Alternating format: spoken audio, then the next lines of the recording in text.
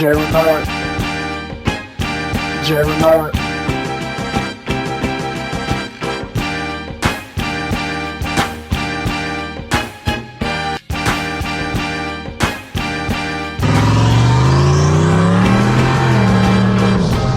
Before we get into this new video, if you're in the Atlanta area on January 7th, stop by because we're having our second annual Gears Auto Works and SN95 Power Kart Meet.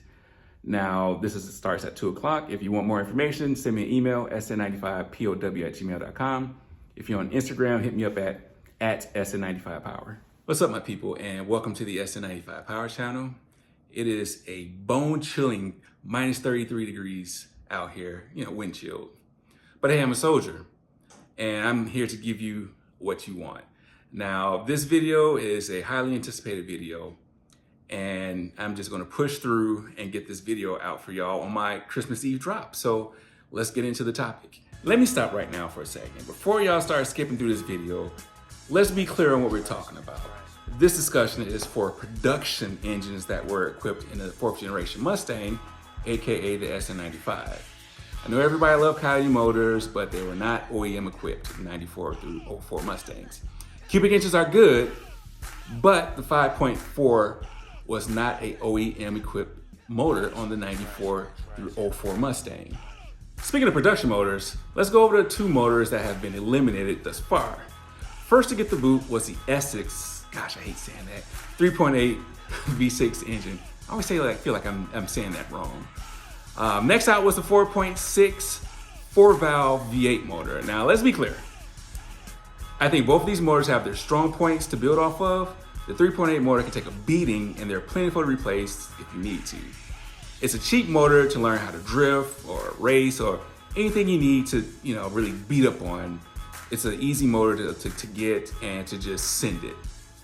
The dual overhead cam 4-valve motor is an awesome high revving motor. You can build an aluminum block or iron block, 1,000 rear horsepower monster. So I don't want people to think that I don't like these engines. It's just, for one, the 3.8 V6 is very expensive to make fast. Now, fast is relative, but in my opinion, it's not worth it unless you're in some kind of racing class that has a displacement rule. And two, quite simply, the dual overhead cam motor is just hard to come by if you damage your block. What we have left are the 302 cubic inch 5-liter V8 motor and the 281 cubic inch 2-valve 4.6 liter engine. Now let's go over these engines real quickly. The 94 through 95 SN95 Mustang actually had 3 pushrod motors to choose from. The Mustang GT had a 302 cubic inch engine that produced 215 horsepower at 4,200 RPM and 285 foot-pounds of torque at 3,400 RPM. The Cobra model had a 302 cubic inch small block producing 240 at 5,000 RPM and 285 foot-pounds of torque at 4,000 RPM. Now this bump was due to the GT40 heads and the GT40 intake and a hotter cam. The 1995 Cobra R had a 351 cubic inch pushrod motor making 300 horsepower at 4,800 RPM and 365 foot-pounds of torque at 3,750. The Cobra R also had a GT40 induction parts. So in 1996, Ford ditched the pushrod motor for a more technologically advanced 4.6 modular motor.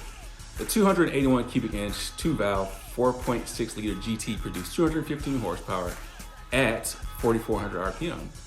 Horsepower numbers, they were pretty similar. And it made 285 foot-pounds of torque at 3,500 RPM. In 1999, the 4th generation Mustang received a new edge refresh. Along with the new styling, the mod motor received a refresh also. The 1999 Mustang produced 260 horsepower at 5,250 RPM and 302 foot-pounds of torque at 4,000 RPM. The bumping power had to do with some good old-fashioned hot rodding upgrades, head cams and intakes from the factory. Starting in 1999, the Mustang received PI heads, cam, and an intake manifold. PI stands for Performance Improvement. The 1999 Mustang really set itself apart from the early SN95s in looks and in power. So much that people think that the new Edge Mustang is its own platform.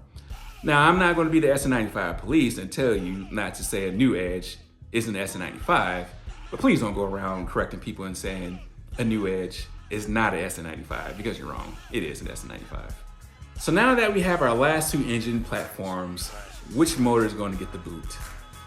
Now let me say, I'm a big fan of both of these motors. We currently have a pushrod and a mod motor, but ultimately, the 5.0 pushrod motor isn't the best motor for your build. Okay, so for those of you who haven't punched a hole in your device,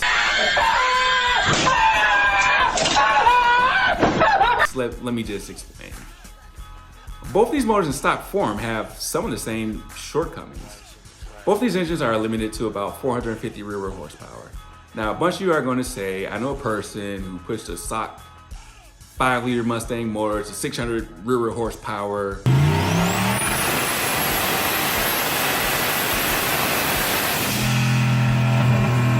And made 3,000 passes on it. That may be true, but the problem comes down to when you send a rod through the block. Since the 94 through 95 Mustang only had a 2-year run, it's very hard to find one of these motors at the junkyard. I know what you're saying. Just grab a motor from a Fox body at the junkyard. Yeah, good luck with that. But here, like, I hear you. You're like, oh, Walter thinks he's so smart. Just grab a pushrod motor from a Ford Explorer. In fact, that's better, Walter, because it has a GT40 heads in the intake. Listen, y'all about to get me in trouble up in here. It had a GT40 style intake and GT40 style heads. That's very true for those Explorers, but here's the thing, at least in my area, they're getting harder and harder to find. At one point in time, I would go to the junkyard every weekend and I would pull GT40 style heads and intakes off these Explorers. And that's just not the case anymore. They're very hard to find. They're just not in the junkyard anymore like they used to. So can you take a bone stock 302 and slap a turbo kit on it and push it to 450 rear-wheel horsepower? Absolutely. The 94, 95 Mustangs, the 302s, they didn't have forged pistons like the Fox bodies. It will eat all day at 450 rear-wheel horsepower with a turbo kit, but of course that comes with some common sense supporting mods. Your tuning is going to be the biggest factor in that 5-liter Mustang to survive at that horsepower level. So ultimately, the downfall of the pushrod motor is availability. All right, y'all, what do you think? You think I'm bonkers on this? Like, before you give me that heat in the comment section, just, hear me out. Like, I'm a huge fan of, the pushrod 302 motor. This red car, which is my crown jewel, is a pushrod motor. But at the end of the day, for the average Joe who's out here just trying to build his SN95, it's just getting harder and harder to find a replacement 302 motor as opposed to a 4.6 2-valve motor. So leave a comment down below. Tell me what you think. I'm, curious to hear what you guys think on this. I really don't think there's no right or wrong answer. This is just my opinion when it comes to the subject. But tell me what you think. Leave a comment down below. So hey, this is my Christmas Eve drop. I hope y'all have a beautiful and safe Christmas with families and friends. And tell a couple of people about the channel. Gather around your phone at the Christmas story time and play this video for your loved ones. But hey, I appreciate y'all and God bless.